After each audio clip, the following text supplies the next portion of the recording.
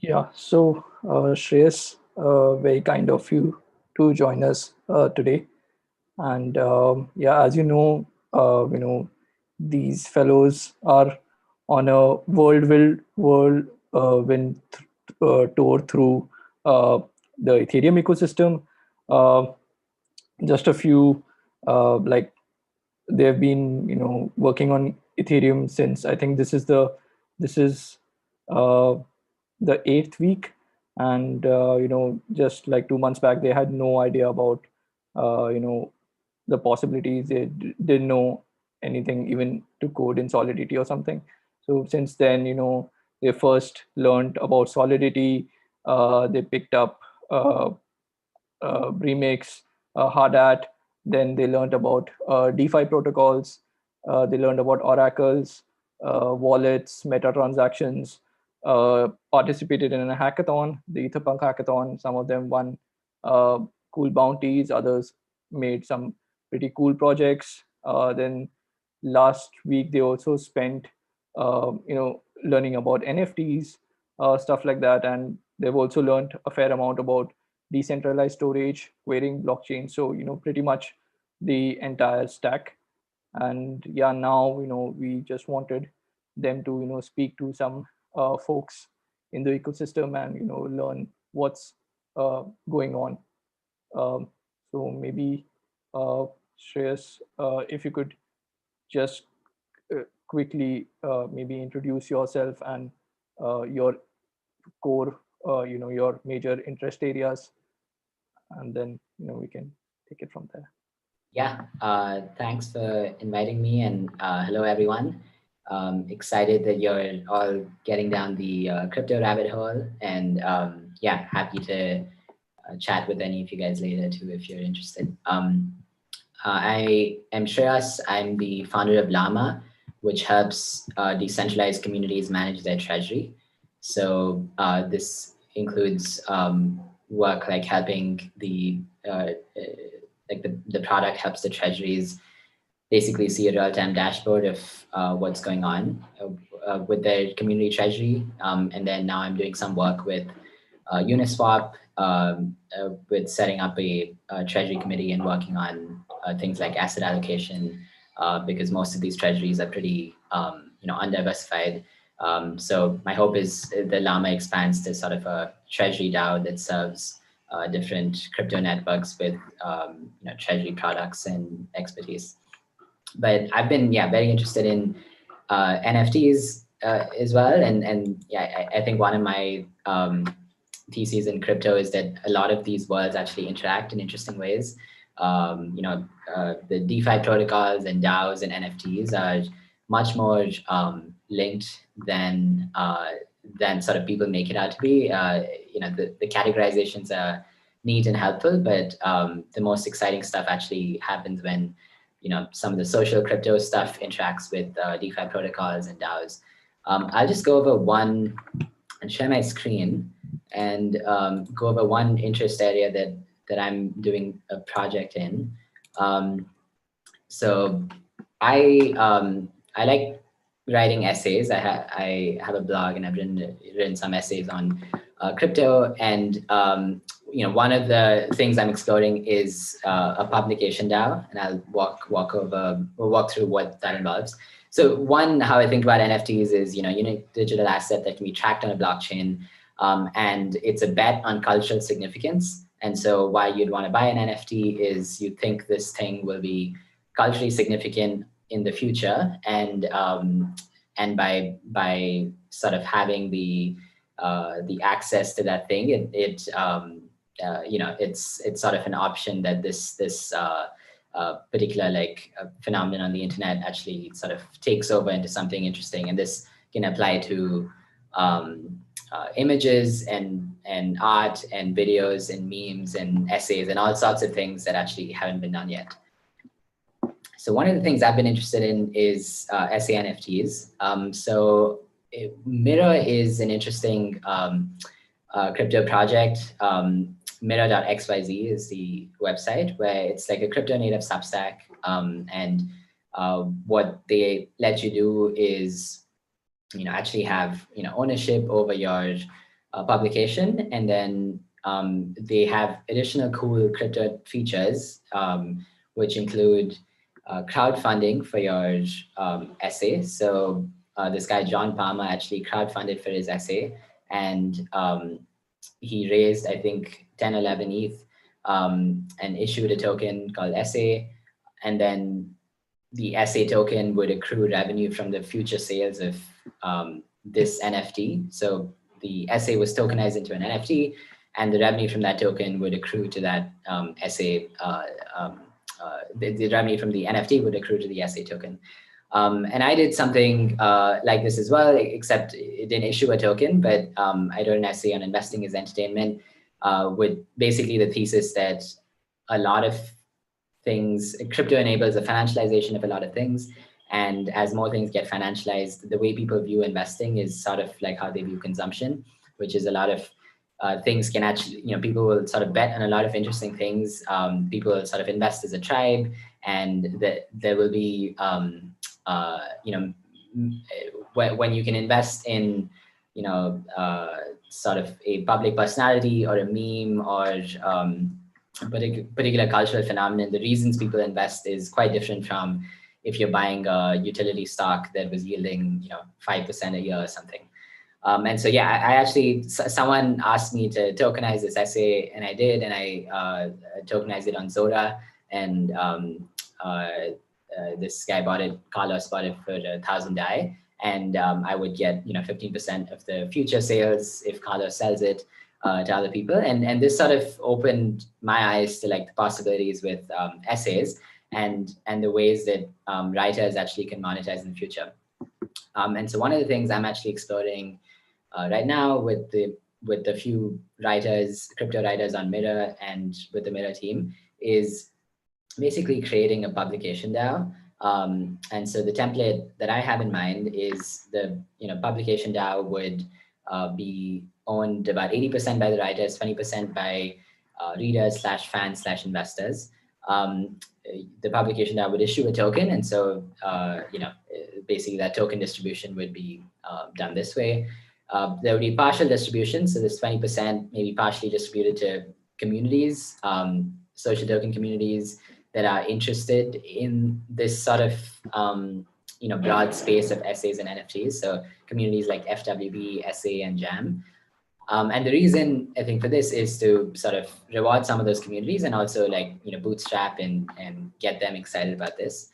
The benefit for the writers include equity in the publication. So it's actually pretty hard in the Web2 world for writers to actually get equity in publications. So writers get paid a fixed salary, and good writers can sort of demand more, but typically writers don't have equity in publications. And the cool thing with crypto is that writers can have equity, and writers can get better distribution if you combine 4 or 5 writers who each have their own distribution, and they're able to use each other's audiences to promote this content. It increases the distribution for each writer. And there's also a community for writers. So, as someone who writes, it would be cool to get feedback, to get very honest feedback from other writers I respect on how this essay is. And it's sometimes hard to get that in a structured basis if you write more regularly. And so that's also a cool element of a publication now like this. And most importantly, I think it's an experiment that can sort of move the space forward in terms of how people think about the collaboration between different creators. So the revenue from the DAO would be from the sale of the essay NFTs. And so we would tokenize each essay as an NFT and try to sell them and hopefully write pieces. I think an analogy would be like Eugene Y wrote Status as a Service, and that was sort of an iconic piece in tech history that could sort of be, I would buy that at a certain price, because I think it's a valuable contribution and it is like culturally relevant. So the idea is to write pieces like that are very detailed and thoughtful and move the crypto space forward in some way. The other possible ways to actually get revenue include subscription revenue. So you can actually maybe try out ways to integrate Superfluid, which does like, on-chain payment streams. So maybe you have a Superfluid subscription for a particular essay or for a bundle of essays and for as long as you keep streaming that Superfluid subscription, you get access to this content, and the moment you stop, you don't. The cool thing with Superfluid is you can actually do like real time, like per second streams instead of even like a once in a month type subscription. The other possible things that the DAO could actually get revenue from are like sales of other things like merchandise and memes. And the analogy I would think of is how Disney makes revenue. And so Disney earns revenue in all sorts of ways, right? They have like the Disney theme parks, but they also have movies, and so there's a sort of publication component and content, and they also have merchandise, and they have this whole like this whole like machine built around the content, right? And I think that's actually a very interesting model to look at in the crypto world. There are crypto native things, and so if you especially if the publication DAO collaborates with other like digital artists, there's all sorts of other things that the publication can explore to to produce and to sell and to build this whole ecosystem around specific content. And the last idea I had was on treasury returns. So the treasury, so basically the revenue that accrues from these three things could actually accrue can actually go to a treasury that is controlled by the DAO members. So the DAO members being the writers and other token holders in the DAO, and those folks can the treasury, those folks can vote on buying other culturally significant NFTs. So the treasury can actually acquire like other NFT art or other essay NFTs, or basically like anything else that is interesting and culturally relevant and aligns with the values of the publication. And by doing that, the treasury itself should be an investment vehicle that earns returns, and those returns can be refunded again into hiring new writers, into supporting like up and coming folks by buying their work and things like that. And eventually there would be some governance mechanism to maybe vote on what new writers should join this publication. And even if there are writers that aren't meeting certain standards, how do you sort of remove writers from the publication? And things like that. That's sort of all I had briefly, but happy to chat about questions on this, or even if you want to chat about your projects too, happy to go down that path.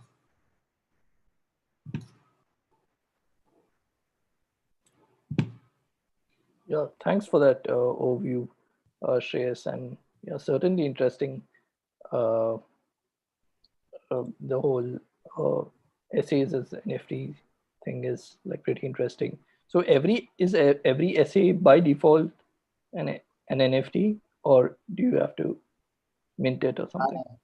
It's on Mirror. It's not right now, but like they have enabled a way to basically tokenize it straight up, just with like 2 clicks, and they're using like the Zora protocol to do that. So it should be easy if you're writing on Mirror to tokenize any essay.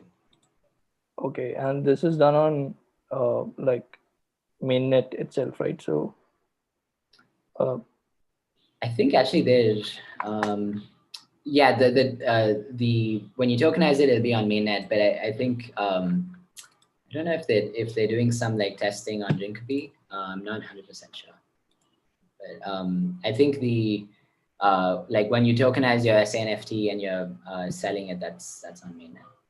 Okay, so that was like kind of the like one thing I was wondering, like why aren't like layer 2s just used for minting NFTs and stuff? Like, is it because people eventually want to buy them on layer 1 and you have to shift them, or?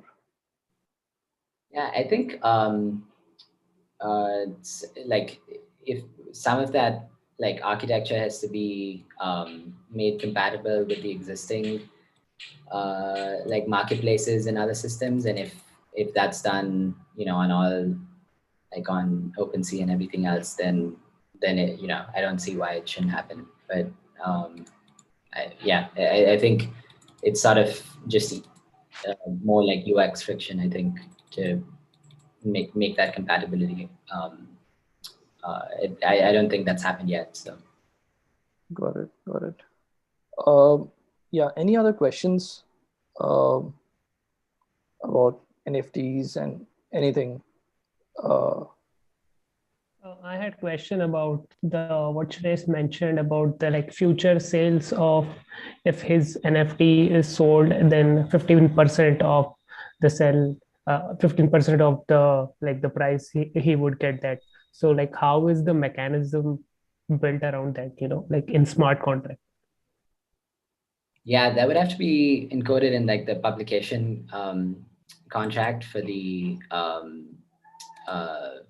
token. So like the way it's done in like the SA token is it's basically like in the it's included with the issuance of the SA token, where they've where a certain portion of the sale of that like NFT. So the crowd fund for the SA for the NFT actually happened first, and so they laid out exactly what would be sold, and then they included that in the publication contract, and then that revenue basically accrued to the SA token. I think for this, given that it's a like SA was just for like one, the SA token, it's confusing now because I'm using the word SA, but like the SA token was just for one SA. But like this would have to be for a, for sort of all series of essays. I think there's basically a way to do that with the same system, but like just for, you'd have to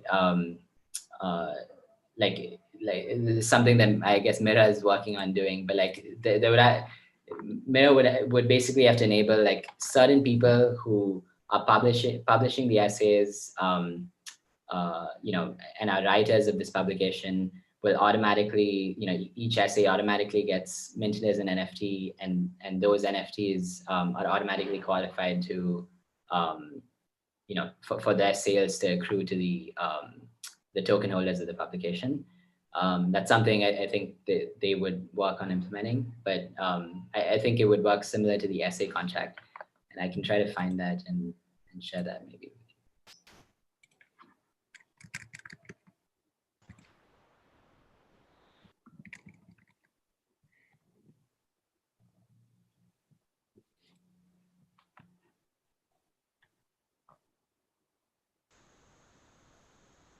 How technical the smart contract works when you mint an NFT. Let's say I mint it on the platform, right?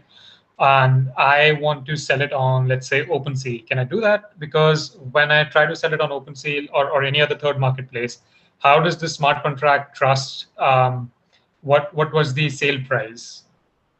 So when I'm doing it on the platform, I can the front end can probably send the amounts, right? And the smart contract knows that the person calling the smart contract is just the platform. But when I try to sell it on a third place marketplace, I can just send, I can show 100 USD worth sales instead, where I'm buying it for 1,000 USDs, and the rest 900 goes in another transaction to the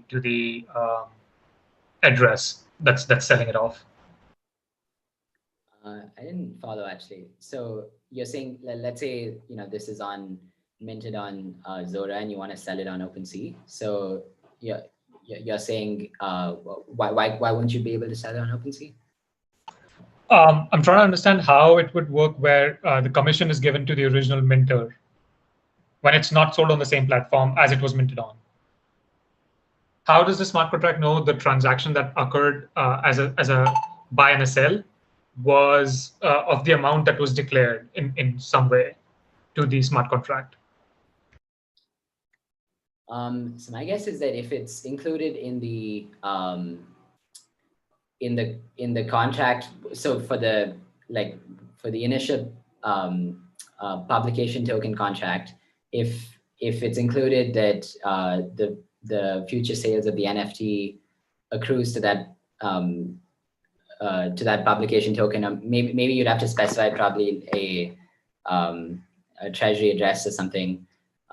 Then my guess is that the sale of that NFT, even if it's done on OpenSea or elsewhere, should still accrue to the address that's specified in the initial contract, and it really doesn't matter if it happens on Zora or elsewhere.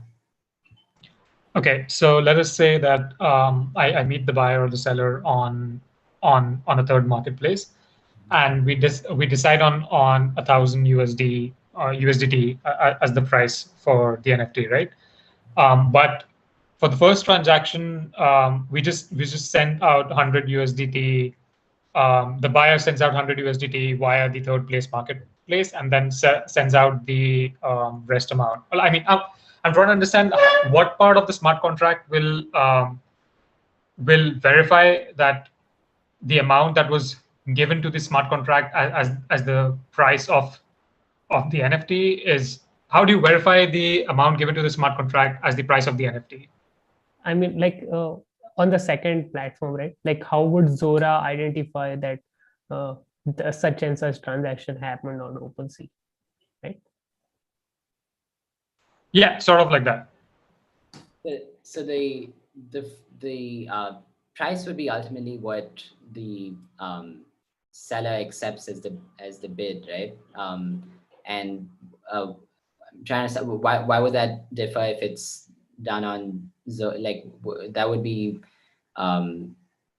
platform agnostic ideally if you're if you're using the Zora protocol to do this, then the price, even if you're selling on OpenSea, should whatever price is accepted by the seller should say be applicable to OpenSea, even if it's not on the same platform. I'm guessing that's how it'd be. I'm not sure, I guess, why it would be different. No, like the problem here is that you said like the 15% of the profit goes to the original minter. So if I initial transaction takes place on Zora, then whoever is the owner of that NFT right now, why would they transact it on Zora? They can just transact it on OpenSea and they would get all the profit. If they do it on the Zora platform, then they would get 15% less profit. I actually don't know why you wouldn't get the same 15% on another platform, but yeah, I don't know. I've not actually reviewed this particular publication contract, but my guess is that the same thing would be applicable if you're selling the NFT on another platform, and you would still get you would still have the same terms, I guess. Yeah, I think they're trying to understand how across platforms how they are tracking the profit so that it goes back to the original minter. Yeah, I think I'm just trying to understand how the smart contract understands that. Okay, this transaction was how. Okay, so on a smart contract on a smart contract level, what happens when I decide to sell an NFT? I submit a transaction to the smart contract saying, hey, I have this NFT, this is the token address, and this is the address I want to sell it to. How does the smart contract take off that 15% from a transaction it does not know is going to happen, right? Does the smart contract hold the NFT in escrow while the buyer sends out the money? Yeah. So the before the essay is published, there would you'd basically have to create so let's say let's take the essay model where they're doing a crowd fund for this. So they issue the essay token. If you bought the essay token, you would get the sale of that the NFT they were going to sell. but to write the initial contract for the SA token, they would have to have the NFT like sort of already there in that original contract. And so they would have to incorporate the future NFT that hasn't been sold yet in this particular contract. That's how they did it for the SA token. I think for a for doing it for like multiple essays, I think there's probably some more like customization for. I'm not sure how like Mirror would do this, but like there'd have to be some way to incorporate like basically any future essays that that you write, and you. I'm not sure how they would exactly incorporate like the future NFTs, but like how SA did so far was to have the NFT in place already, but it was just not you just couldn't bid on it yet. Like it was sort of a like a a contract. Like the NFT was not public yet, but like it was sort of there for the before the essay was even published.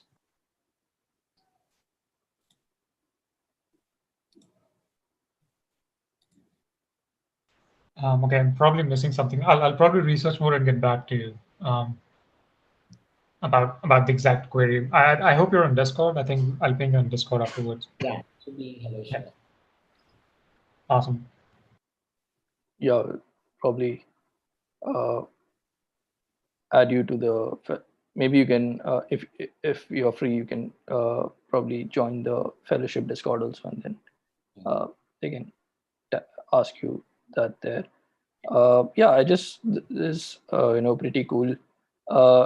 Like I also found the growth hack that Mirror used pretty interesting. Maybe could you like just describe that, how that works? Yeah. So what they did is they had an initial group of writers, about 10 or 15 writers, and after that, to incorporate who should be added to write on Mirror, instead of having like a invite thing like Clubhouse or something, they basically did something like a community vote. So anyone could basically link their Twitter handle to their MetaMask wallet, and then participate in this, like they call it a write race. And once you said you were wanted to be a writer on Mirror, then anyone actually who signed up could vote on which 10 writers every week should be added to the Mirror platform. And after they did that, so if you weren't on Mirror yet, you had, I think, like 10 votes or something. But then if you were already a Mirror writer, then you had like 1,000 votes. And so it was a cool way, I think, to balance like the community participation with like still having like quality writers onboarded as they're still like testing out the product. And yeah, like you said, it's like a growth hack because they got a lot of attention. A lot of people are campaigning for why they should be added to Mirror. And so yeah, it was cool. I think they're still like iterating on the process, and as you like, if there are like hundreds of writers on Mirror, then you could see like Mirror itself being an interesting like collective for writers, because you have you have a bunch of like crypto writers already on Mirror, and that that group can like coordinate and collaborate in interesting ways, which is why they're thinking of adding these ways to collaborate, right, on the platform.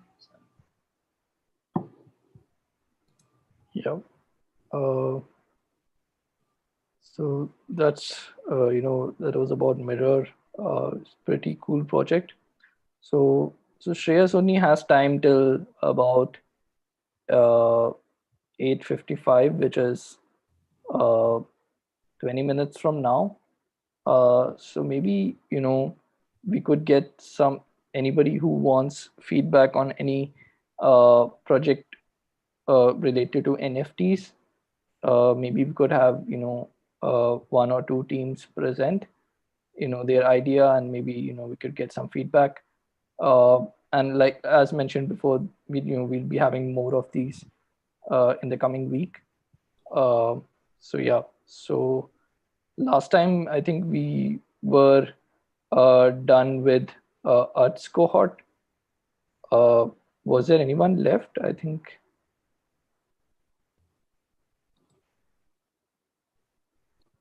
So after that, like if anybody really has an idea on NFTs, maybe we could do one or two. So far, I know that Dipanvita is working on something related to NFTs.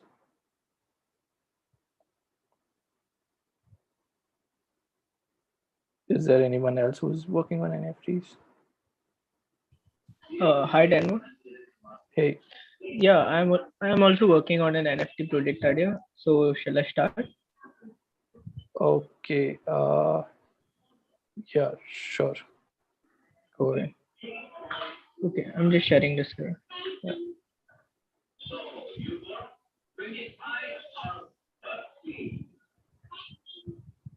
Is it visible?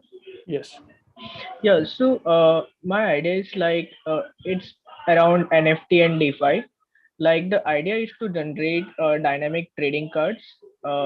Like what I mean by trading dynamic trading cards are like when a user mints this NFT token, like a particular trading card will be generated dynamically, and it will be like limited, means on a certain day at a given time only one card can exist. Like it will be sort of like this.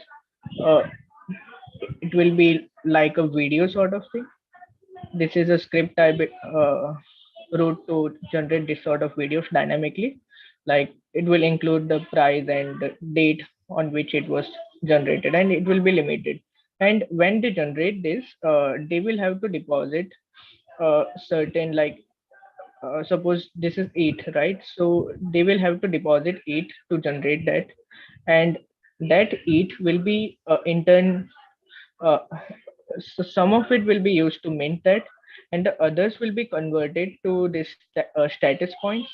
Like the amount which is converted to status points will actually be what you say invested in through compound. Like they will generate an interest. Okay, and suppose the status point was 10. Okay, so 10 ETH was deposited to compound, and it generated around 2 to 4 ETH in a week. Like it will be a time period to generate an interest, and after this 1 week, this what you say the interest generated can be used in a different type of scenarios, like playing mini games and power up this NFT and any sort of interaction. Like this is the idea. Like it's not completely decided, I'm just working on it. Interesting. Can you give an example use case for this? So what Like the idea is to like build around what you say this DeFi and NFT. Like I'm just trying to come up with some mini game ideas with this. Like I want to build a platform where the user can generate an NFT, and also that NFT is backed by a token. So uh, like my NFT has, suppose 2 it has a game point, and that can be used for different interaction with mini games and all. Okay. Yeah. And what is this? Are you using Zora? What else are they? Oh, no, I that was just for reference. Like in Zora, like I came across the auction platform. So I showed like this NFT is generated on a certain date, and it will capture the amount of that particular token on that date. So the system maybe will generate NFT dynamically and put it up on auctions so other can buy it. Yeah. Cool. Yeah, I think the space of like partial ownership is definitely interesting, worth exploring. Maybe it's going to like narrow down like one or two particular use cases for what you're building and focus on that. But like I think it's like a cool integration of sort of the use of DeFi plus NFTs. Mhm. Okay.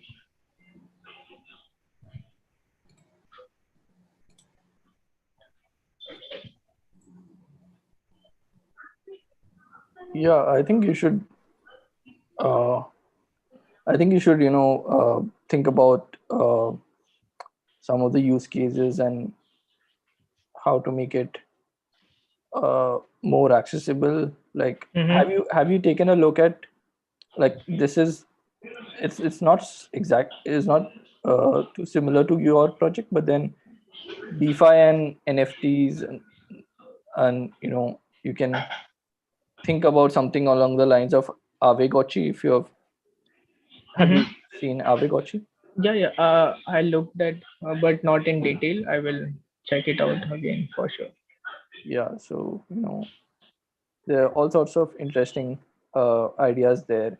Mhm. So uh, how are you getting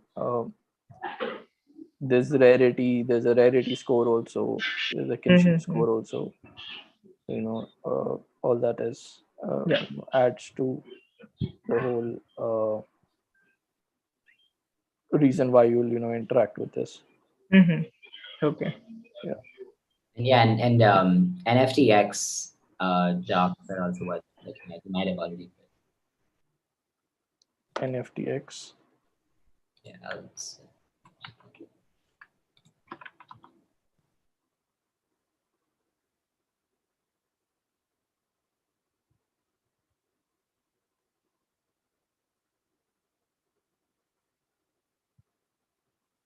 Yeah.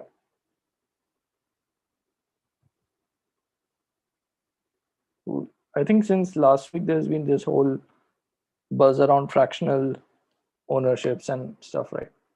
It's also really interesting. yeah. I think there's clearly like a lot of people who want exposure to NFTs who aren't necessarily interested in owning them, and so there's going to be a lot of interesting like collateralization of NFTs. NFTX is definitely one I think cool model to by basically indices for NFTs. But on top of that, there's a bunch of interesting like ways that people are using their NFTs as collateral to put out a stablecoin loan and things like that. And once you have NFTs interact with DeFi in that way, then you like there's sort of there's going to be more indirect exposure to NFTs across different protocols that satisfy I think the needs of most people, because most people are not I think going to bid um, hundreds of thousands of dollars or millions of dollars on some of the culturally relevant NFTs, but most of them can have this partial ownership, and through that maybe like that partial ownership leads to access to certain like tokenized communities or things like that. Yeah, I think that's also the idea which uh, this B20 is going with, right? Yeah, right. I think they're a collection of several of people's pieces, and if you own that token, you have like indirect exposure, or you basically have exposure to um, people's work, and so I think the the most of the value from NFTs will probably be captured by the ERC20 tokens plus DAOs. I think where the NFTs are like the initial gateway drug to have more like sort of NFTs that sort of one-off jobs that lead to like a more sustained thing. For example, like CryptoPunks, right? Like everyone owns a CryptoPunk NFT. That's probably a very valuable like community that every CryptoPunk NFT holder can you can automatically just create a social token community that is accessible only if you own a CryptoPunk, and by doing that,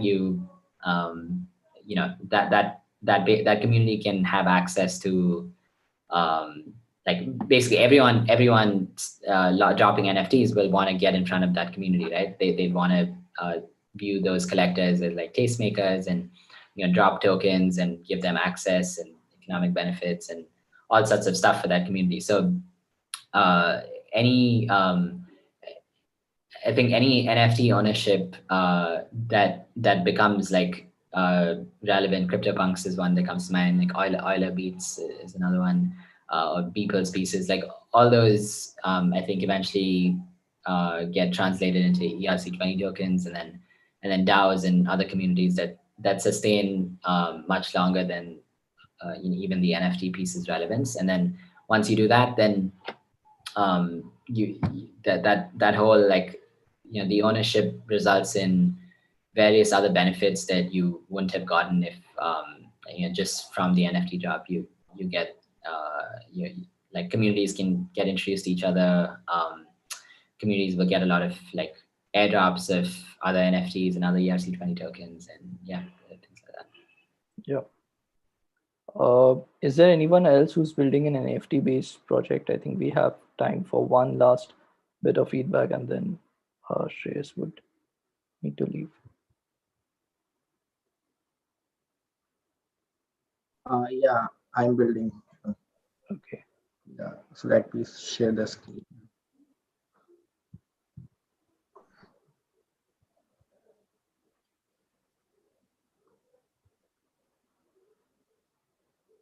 Yeah. Is the screen visible? Yes. Yeah. So the idea is to develop a platform for creators, gamers, streamers to enforce membership, just like we have in YouTube membership, where the creator can post the members only stream or content, and user can become a member by buying the creator's NFT, the NFT which creator has minted. So here the creator can issue various NFTs of various ranks, rarity, images, and NFTs that the creator will issue will provide membership to NFT holders. And buyer can buy NFTs and can use those NFTs to access exclusive services provided by the creator, and can resell the NFT to somebody else. So now this NFT also represents a proof of fandom. That is that he is a fan of the creator. So is for current, I'm thinking to build a live streaming platform where a creator can live stream to only the creator can live stream members only streams to the members. And so yeah, so there are different tokenomics I'm thinking. Like first is for a creator there should be a recurrent payment. It should not be like that key I've bought an NFT, so I will become a member of the creator for the lifetime. So there should be a recurrent payment. So first point I thought is that after Y months, or after some period of time, the NFT should get archived. It means that NFT no longer should represent the membership, but it can still represent the proof of fandom. So it should have still resale value. Suppose so. Take it like this key. NFT will have two phases in its lifetime. So the first phase is the membership phase, where it can be used to access the members only live stream, and the second phase is the key. It only can use to as a token of fandom. So in both the phases, people can buy and resell the NFT. But yeah, definitely the first phase, the value would be higher. So, and the second and third point is for extra recurrent payment. Like the one thing is the NFT holder should pay a streaming amount every second to the corresponding creator using Superfluid.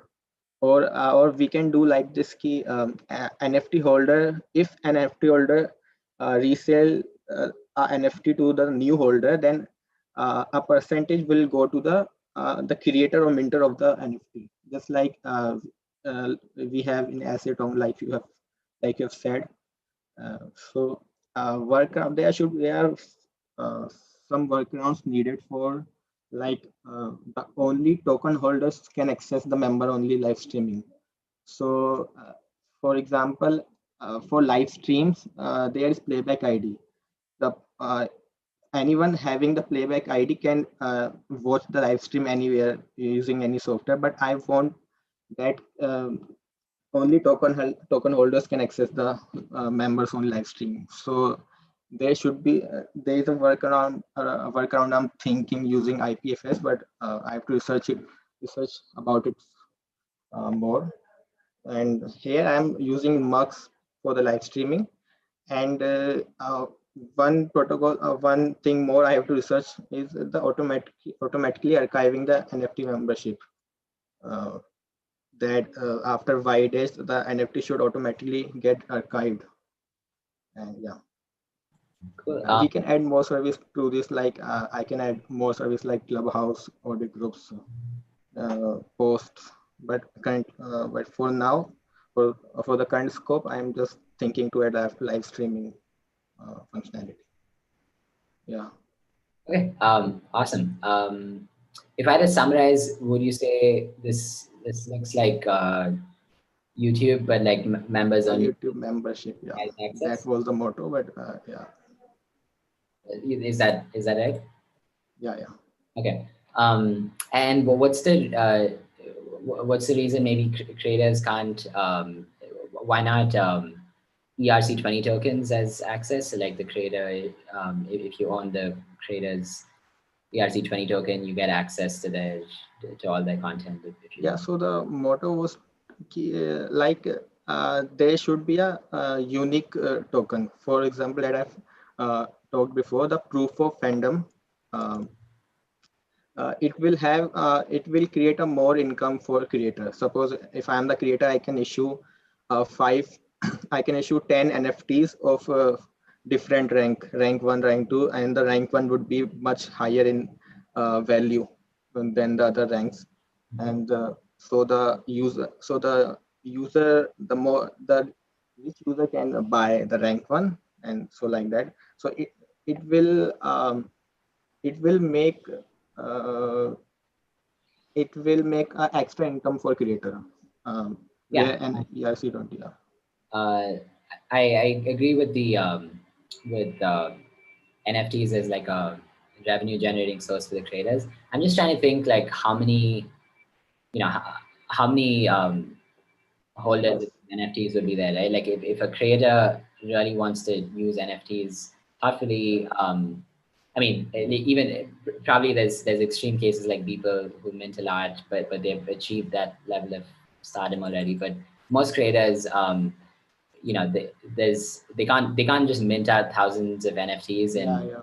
So the motto was it's like the famous YouTubers, suppose like Karim Nati, or they want a small group of people which they can interact with. So I'm thinking where suppose a Karim Nati will issue NFTs for only will issue only 20 NFTs. So so obviously the price of this NFT would be much higher because the fan base of him is very large, and uh, there is limited membership. Prakash, I have shared an article. I think in your case, there is something called as a token, which Get uses token.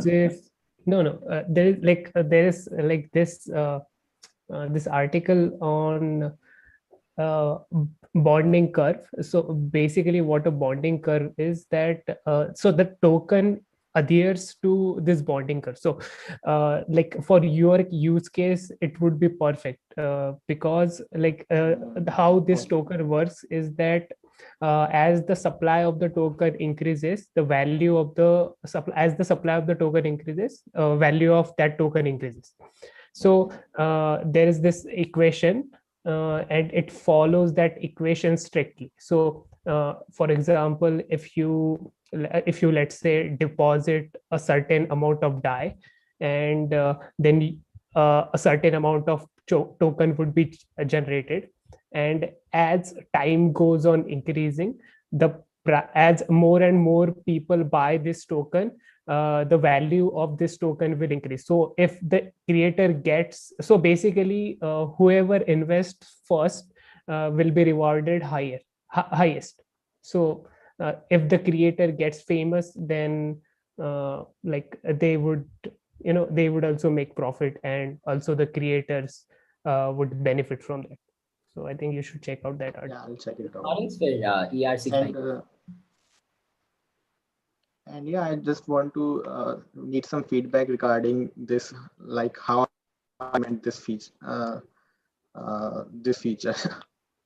These all the features.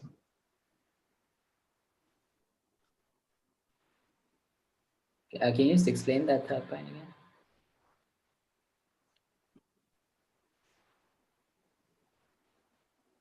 Hello. Can you explain the question again? Yeah, Prakash, can you explain the third point? I think. Okay, Prakash is. Hello. Yeah. Am I audible? Yeah, he is. Shreyas, do you have time or do you need to leave? Yeah, I probably need to head out. But yeah, like one of my just thoughts, and I think this actually like needed and interesting. One of my thoughts is like there's ways I think you can probably think about combining, having NFTs as the revenue generating source, but like sort of the access of content, maybe like that permission from ownership of ERC20 tokens, and maybe like the distribution of ERC20 tokens is to certain NFT holders. But yeah, I mean, I think it's definitely useful for like famous-ish like YouTubers to have more specific use cases for their NFT holders beyond just owning that piece and maybe reselling it. So yeah, I mean, happy to chat if you have other questions. Feel free to message me on Discord or something. Yeah, I've started building it, but yeah, I'll check it out the bonding curve, and then I'll think about So the it. way I'm thinking this is like, maybe social tokens are more continuous, but this is like more, like Mandatory. they're bigger chunks. These are bigger chunks of like ownership. Yeah. And yeah, it's interesting. Cool. All right. Yeah, thanks, guys. This was good, and feel free to message me if you have other questions. Sure. Yeah. Thanks a lot, Shreyas, for joining us.